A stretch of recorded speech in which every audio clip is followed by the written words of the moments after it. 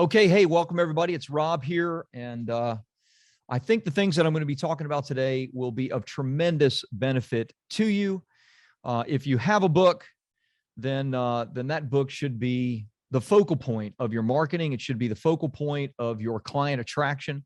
And I'm going to give you 3 simple and free ways that you can use your book, free-ish, without paid advertising, that kind of thing.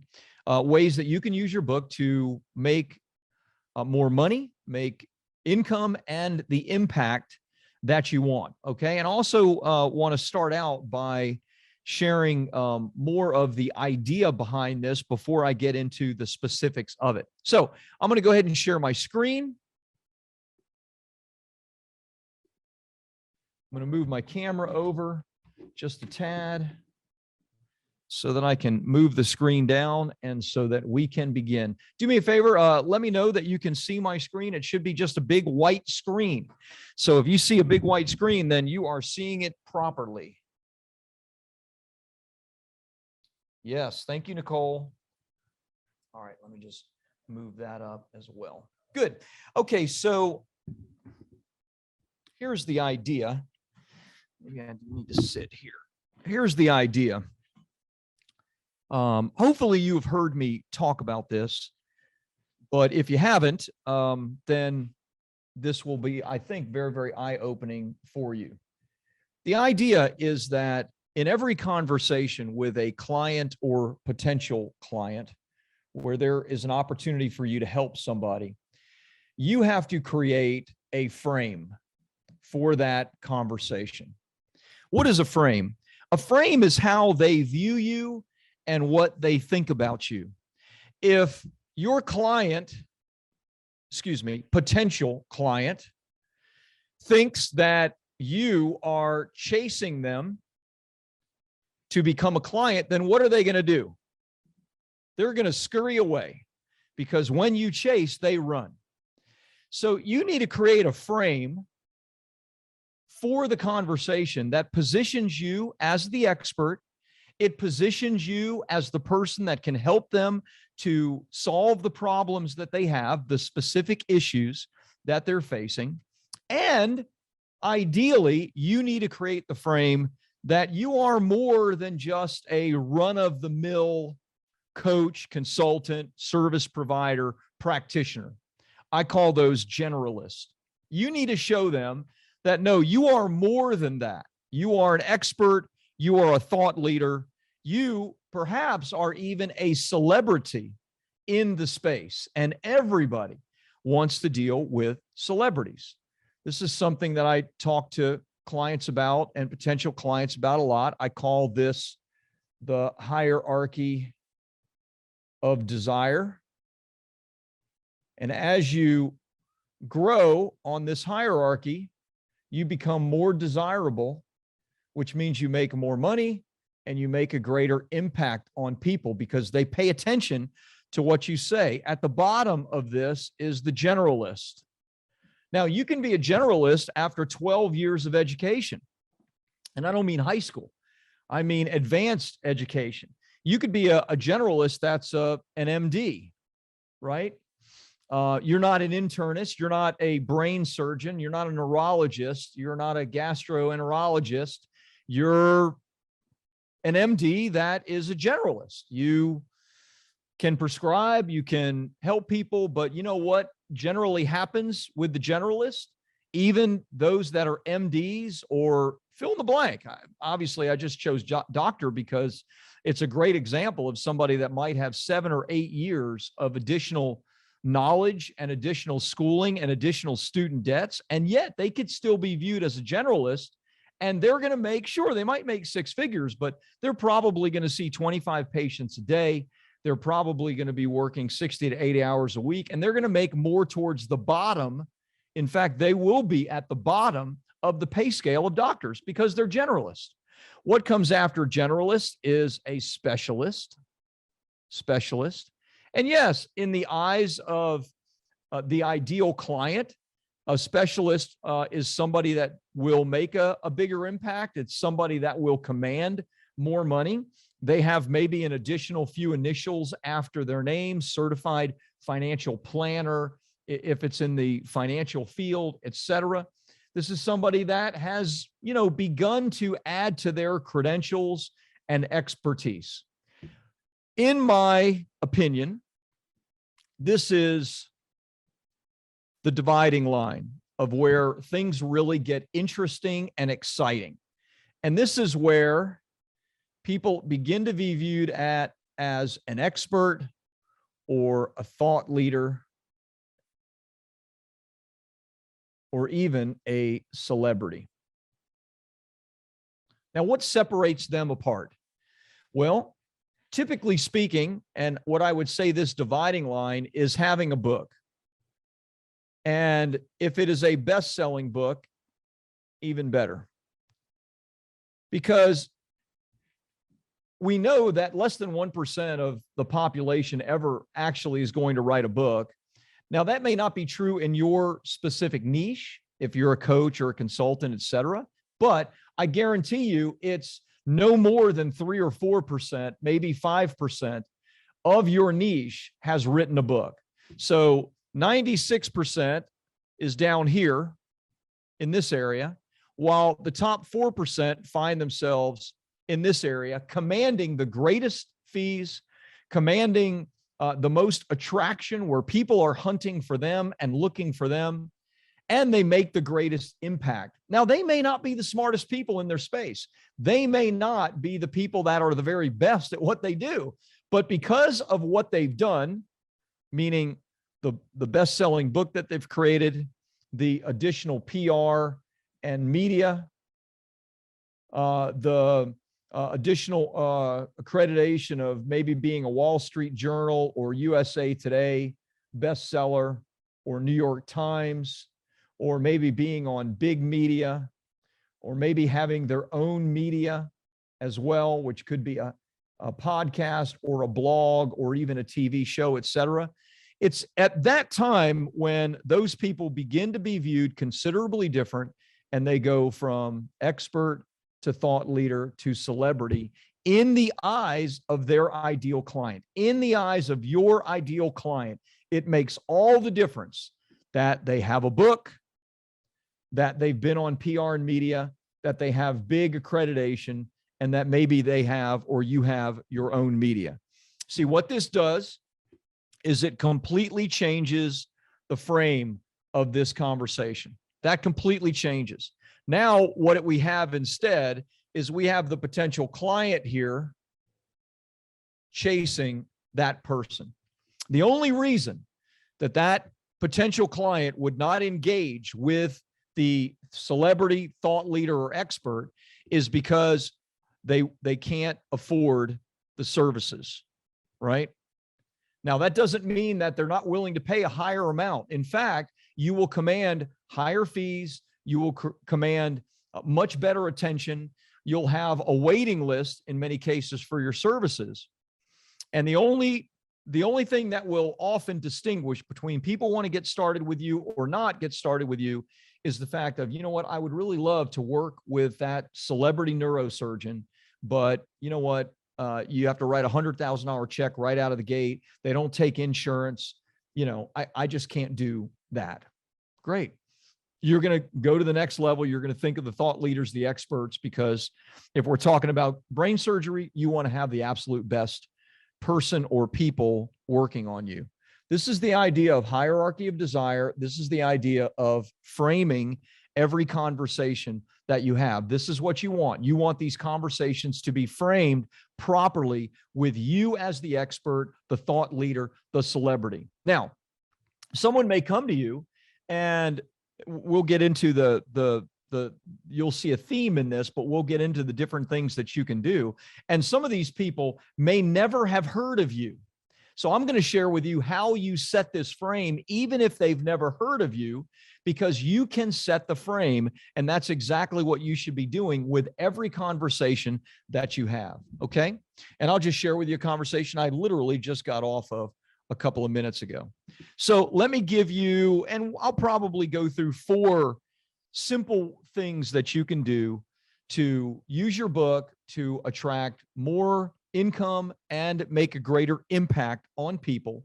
For the most part, none of this has anything to do with paid advertising or social media, maybe a little bit of social media, but it has everything to do with using your book and framing all of these conversations. So what are these easy things? Well, number one, and you'll see the theme that runs through this, is send your book to all current and past clients. Send your book to all current and past clients. Now, why would you do that? Well, it's interesting. I just had a conversation yesterday with a former BSP client, Jennifer Eggers. And Jennifer did this book. We helped her with it a couple of years ago, launched it to bestseller. It's done very well. Resilience. It's not about bouncing back. And Jennifer is an absolute expert dealing with corporate disruption. So if there's something that's potentially disrupting corporate life, the corporate culture, et cetera, then she teaches resilience. She shows leaders and organizations how to overcome disruption. Now, of course, we've been in a very disruptive time with COVID and now with what's going on in Ukraine, but obviously disruption can happen anytime in any type of business. So I had her on my podcast, and as always on my podcast, I always ask, the last question I ask is, tell me, how are you using your book to attract clients? And oftentimes I'm embarrassed for my clients to say, they often say something like, oh, I'm not using it as much as I should or whatever. And I'm like, oh, okay, well, how are you using it? Let's talk about that. And so Jennifer said, well, what we do is we send a copy of the book to every, when the book first came out, we sent it to every past client and current client within our company.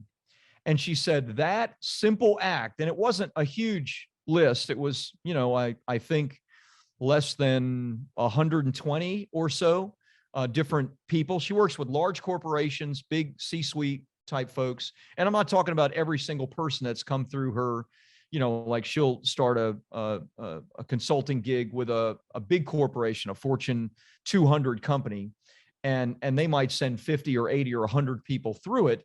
But I'm talking about sending the book to the main person, the decision maker. So there may have been 100 or so people she sent it to. Many of them she had not spoken to in years.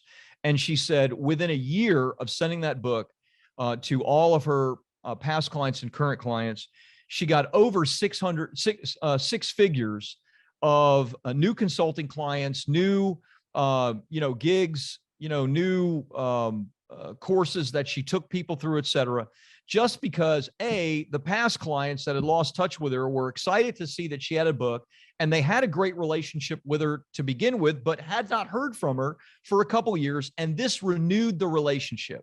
So this was a refresher of the relationship. So for past clients, when you send them a copy of the book, if you're still doing the same thing that you did for them 5 years ago, well, guess what? It may be time again that they're interested in having that done. In Jennifer's case, absolutely, it was time to have that done again. And because of that, it amounted to 6 figures worth of work just from past clients. With current clients, it's a little bit different. Okay. With past clients, you're talking about a refresh. With current clients, you're talking about a referral.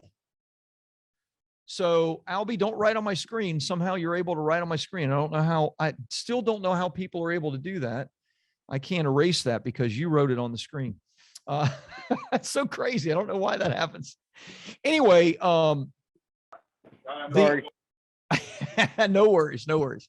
So with current clients, this is an opportunity to potentially send them more than one book, and then ask them, hey, is there anybody that you know that may be interested in writing a book? Hey, give them a copy of my book. I'll send you a couple of copies of it. With past clients, you're refreshing the relationship. The other thing that begins with R that you could do is you could at the same time ask them for a review of the book. You could ask them to take a picture of them holding up a copy of the book and just to say what they thought of it. If you've ever gone on my publishpromoteprofit.com /free book, then if you scroll down, you'll see I have dozens of people that are simply holding a copy of the book and smiling. And guess why they're doing that? They're doing that because I sent my book when it came out to all of our current and past clients. And I said, hey, I would love it if you would read it, read just a chapter or two, offer me a review, tell me what your thoughts are. If even, extra credit, if you're willing to shoot a video on it, and I will put you on my main page in which we'll send hundreds of thousands of people to, which we did. So I got reviews, I got referrals, and you can refresh those past client relationships by just sending a copy of your book to every past and current client. That's it. Number two, and everybody should do that. It costs $3 more than likely to print your book. It'll cost another $1 or $2 to send it out. If you have 100 past clients, it's $500. It's the best $500 you will ever spend. Include a little cover letter from yourself that you signed, something really simple like, hey, was just thinking about you, wanted you to know that I wrote a new book, publish, promote, profit. Please take a look at it, and let's reconnect. I'd love to see how things are going for you, Rob. That's just something simple that reconnects the relationships. Okay, number two.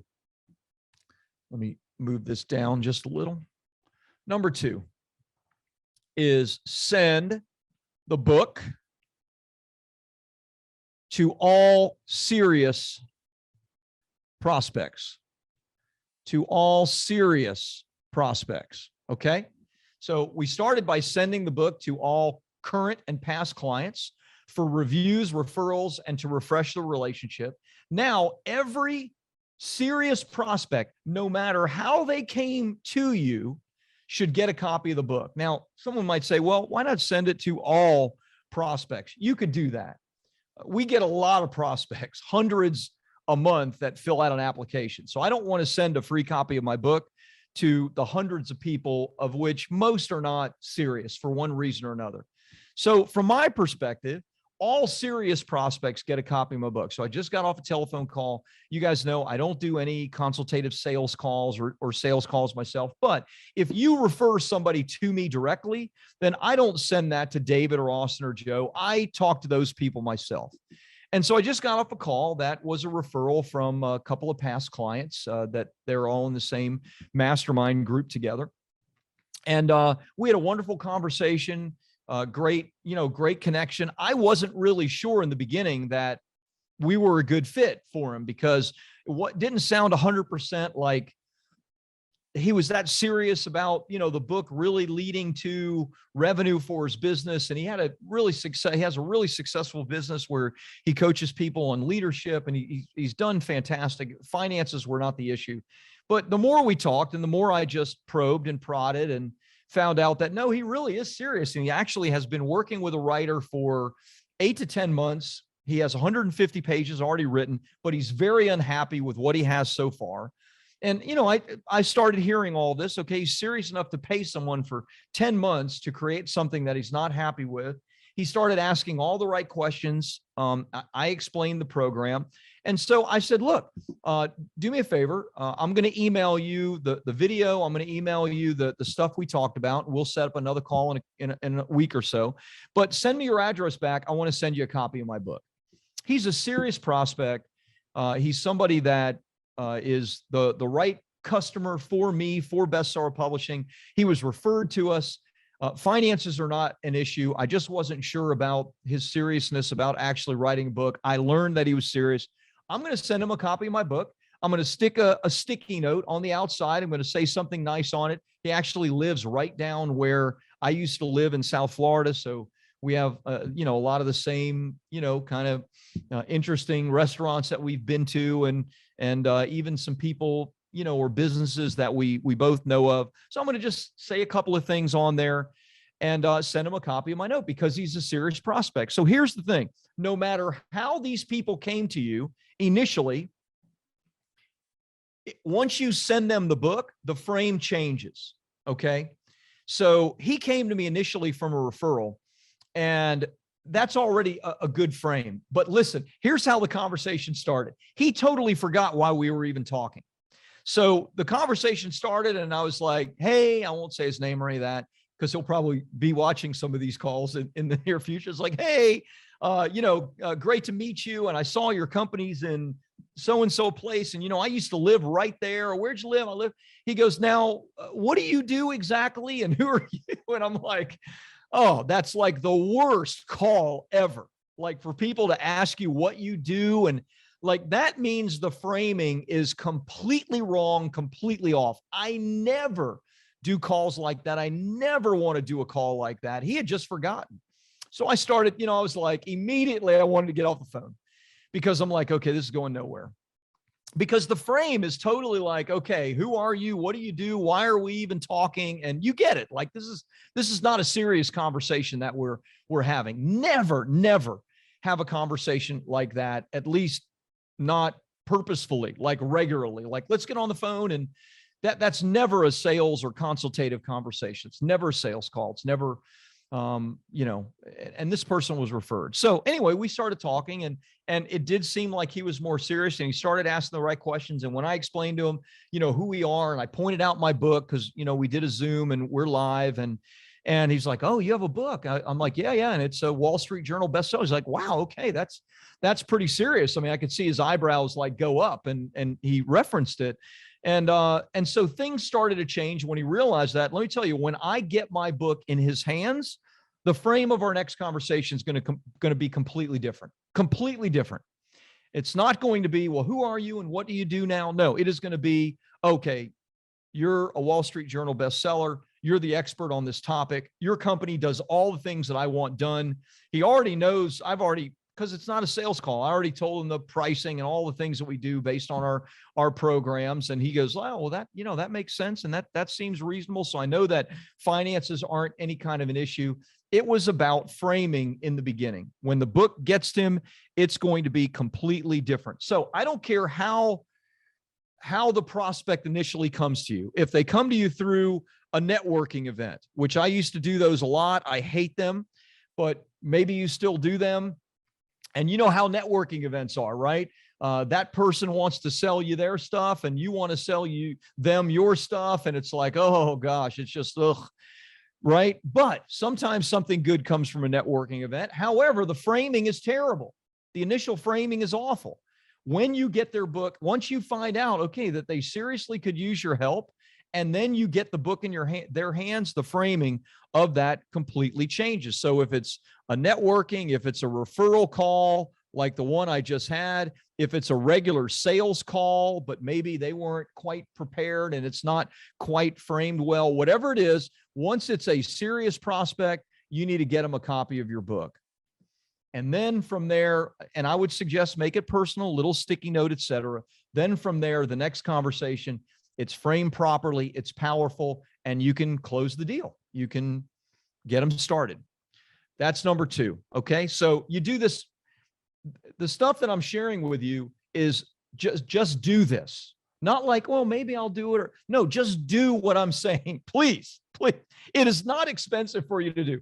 Just do this. If you do this, you will, the cost of the book, the $5 that you're going to send to 10 prospects, you're going to close 2 or 3 of them that you would not have closed simply because it was framed properly. So please do this. This is not like I'm sharing like a buffet, pick and choose what you want. No, this is like the main course. Nothing else is coming. So you got to eat the main course. You got to eat this stuff. Okay.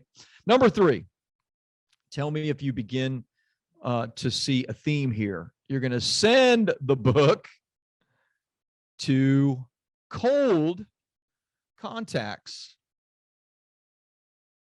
that are the right people.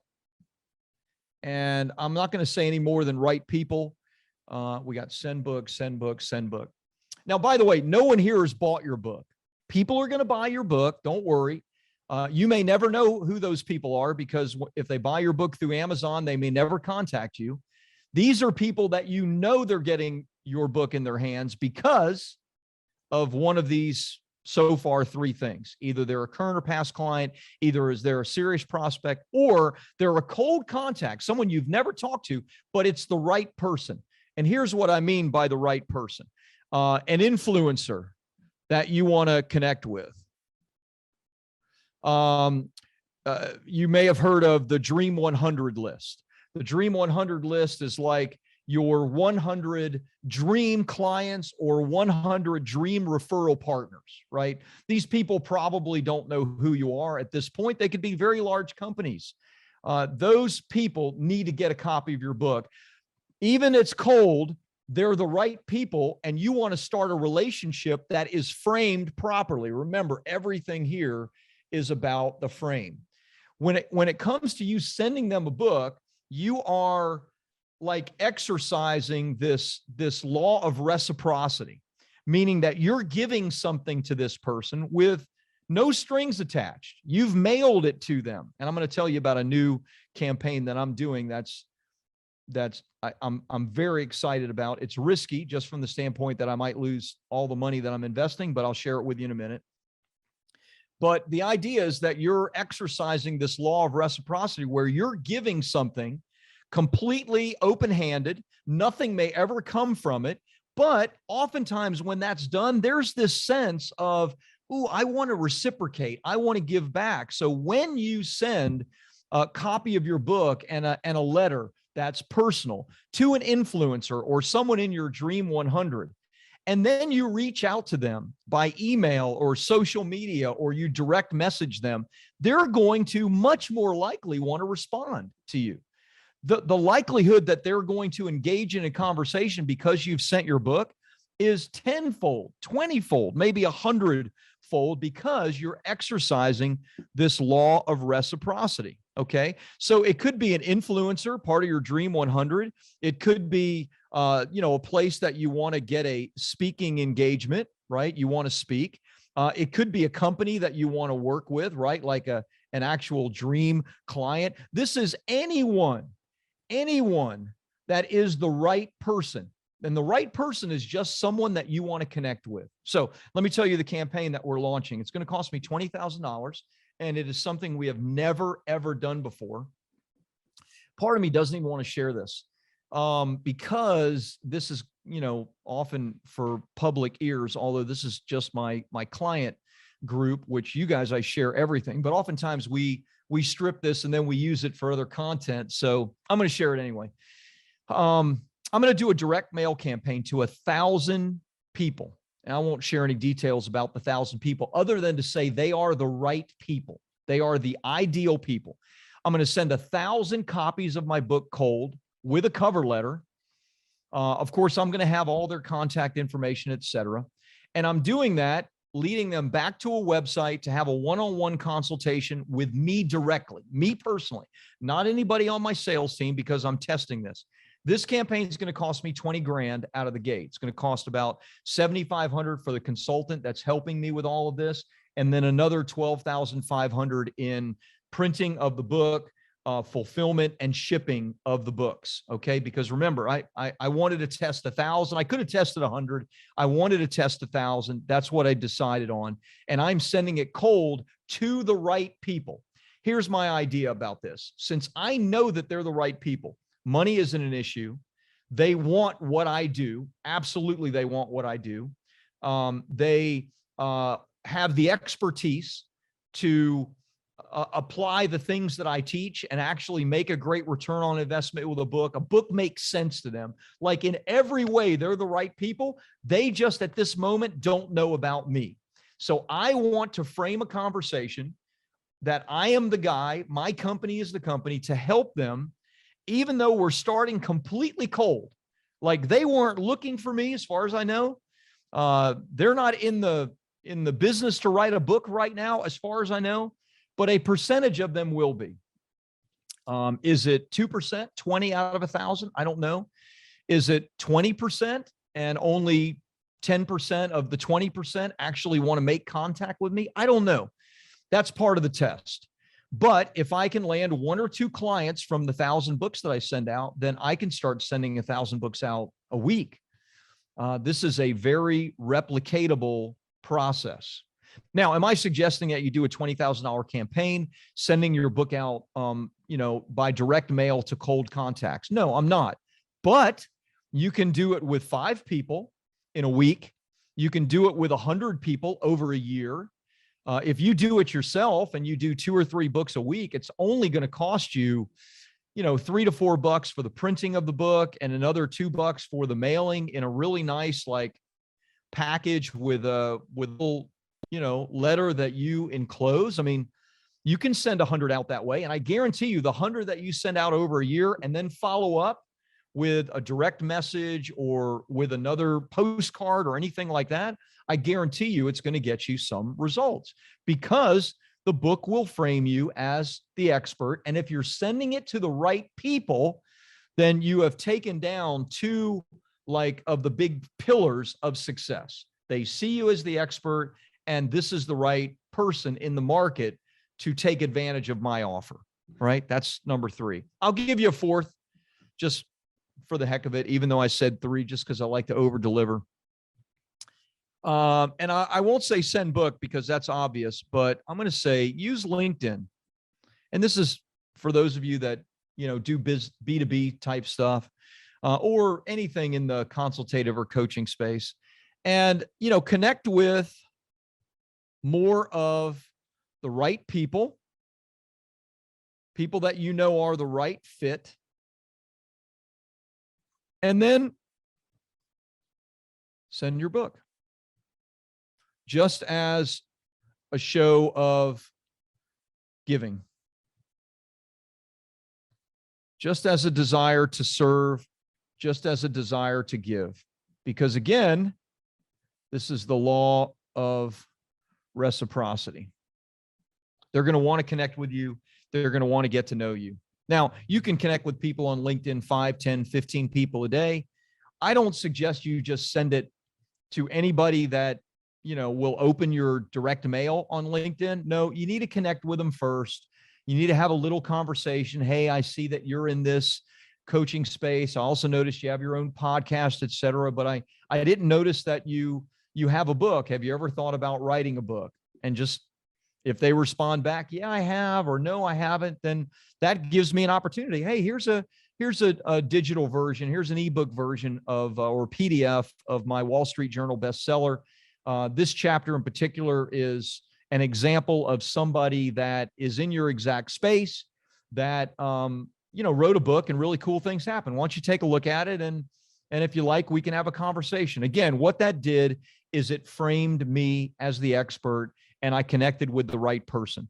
Now, I put this as 4th for a reason. It's the easiest, but it's not my favorite. It's not my favorite because all the other 3 of these 4 are about sending a physical copy of your book. And let me tell you something. There is something special about sending a physical copy of your book to somebody. It sits on their bookshelf. It makes a great impression. It helps people to really frame you because there's something now about the tangible and physicality of what you've created. And it makes that person very, very interested in whatever it is you sell or do. So I prefer to focus on 1, 2, and 3, but you can certainly do 4 because 4 costs you nothing. All it costs you is a little bit of time to connect with the right people, have a conversation on the direct message part of LinkedIn, and then send a PDF version and see if you can get the conversation going. The only thing I would add is when they become a serious prospect, I would put them into the number 2 bucket and I would get them a physical copy of your book. Because it's one thing to get the digital version. It's a whole nother thing to get the physical copy of your book. These things will make a difference. I'm telling you, if you just do them, if right now your book is done and you just send your book out to 100 of your current and past clients, you will engage in conversations. They will be calling you to do business with you that you didn't even know they were interested in doing with you, just because they got a copy of the book and they're impressed with the fact that you've written a book. And they also feel this desire to reciprocate with you. So there you go. 1, 2, 3, and my least favorite, number 4. Let me open the chat. I'll stop my share and begin to answer some questions and see if there's any specific ways that I can help you guys. Let's see. Wendy says, is that a Kindle copy or a hard copy? Always a hard copy, except in number 4. Angela says, this is golden. My book just became available in paperback, so I bought the book right away to create videos of it. I'll be sending signed copies of my book to my past and current clients and everyone in the acknowledgments to thank them. Love the idea. So I love that. Thank you. I'm glad. I know, Angela, you just got your book back. I know you love it. It is great. Your book is beautiful. It's excellently done. You've gotten a great response. You can start making money and a greater impact just by doing number one. Obviously, do number 2 and 3 as well, at least. Alicia says, I absolutely love you, Rob. Best message delivery ever. Thank you so much. That's very kind of you, Alicia. Angela says, how do you get a cheap version or printer book, not list price on Amazon? So you can go in your Amazon back office and you can order up to 999 copies of it. For the most part, the quality is going to be good, Angela. With this direct mail campaign that I'm doing to 1,000 very high level people, I am not ordering the 1,000 books on Amazon, because if I ordered 1,000, then 50 of them will come back wonky. And that is just too pricey for me. So I'd rather spend extra money and have a sophisticated print shop do that. It's about $3 to print with Amazon. And if you print 50 copies, you're not going to have any problem. Maybe one copy is not going to be great with Amazon. So I'd suggest you use Amazon, go into your back office and do that. However, we use Mike Fredericks of Corporate Color Printing. Mike has printed and shipped tens of thousands of copies of my book. Personally, I just ordered 1,000 copies from Mike. It will take him 2 weeks to deliver that to my fulfillment center to have this done. And it's about $4.50 for Mike to do that. So it's a little bit more expensive with Mike, but the quality tends to be better. Joyce says, this makes a great deal of sense. Thank you, Joyce. Billy says, I wrote a book called Insane in Ukraine about my time in the Odessa massacre. We're trying to use it for an episodic series. Can you think of other ways to use it other than interviews? Gosh, Billy, I don't know. Obviously, the timing of it would be great for media and PR. I don't know how that book relates to your business or what it is that you actually sell. If you're just trying to sell copies of the book itself, then I would say focus on using the book to get some media attention, because that's going to be the best place to sell copies of it. Kelly says, this is a different kind of ideal client idea.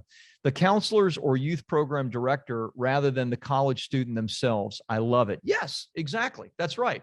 You're going to the person that is the influencer, right? Using number 3 as an example.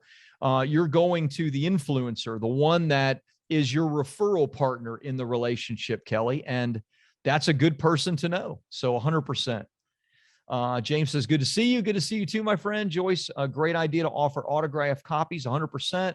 Tony says, question, is paperback better to start with? It is. I would send paperback. There is no need to send a hardcover, and that's far better than an ebook. People can just delete your ebook.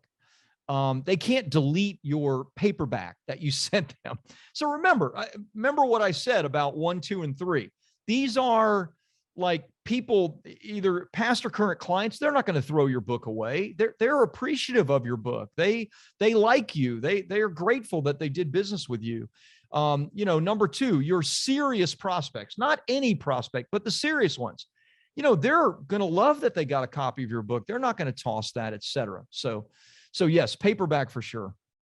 Thank you, RE Printing. We'll reach out to Mike. Yeah, Mike is great. I can connect you with Mike on the Facebook page if you like. Or you can just try to connect with him as well, Angela. Just let me know. Billy says, I'm working on $2 million for the series Insane in Ukraine. Wow, that's very cool. That is big. And the timing of it, Billy, is obviously ideal. Nicole says, love this idea. Do you email past clients first to get their physical address? Most of my database are email only. So yes, I would do that, Nicole. So I would email them. I don't know how big the past client list is. So you'd probably better off sending a personal email than sending out like an email via your autoresponder, because you want them to open that email and you want them to like respond. And so yes, that's what I would do. I would I would obviously get their address first. So great questions. Joyce says, thank you very much for another amazing BSPU. You are super welcome. I'm telling you, if you just please do these things, please, they're simple. This is not the complicated build a free plus shipping funnel with 3 upsells and 2 downsells and then learn Facebook advertising and Instagram and TikTok. That's none of this stuff. It's simple. But if you do this and you continue to do it, wow. I mean, this alone will get you 10x a return on whatever you invested to get your book done. In some cases, 100x over time, over years. So this will make all the difference. Trudy says, just ordered 100 books to send out. I love it. Come on, Trudy. Way to go. Albie says, okay, I'll do it. You do it. Thank you. Thank you for being on. You guys are great. Thanks for your trust in me and BSP. I hope this was helpful for you. We'll get the recording up for any of you that want to see that. And if you do want a connection with Mike, just let me know and I will gladly help you with that. You guys have a great day. Talk to you soon.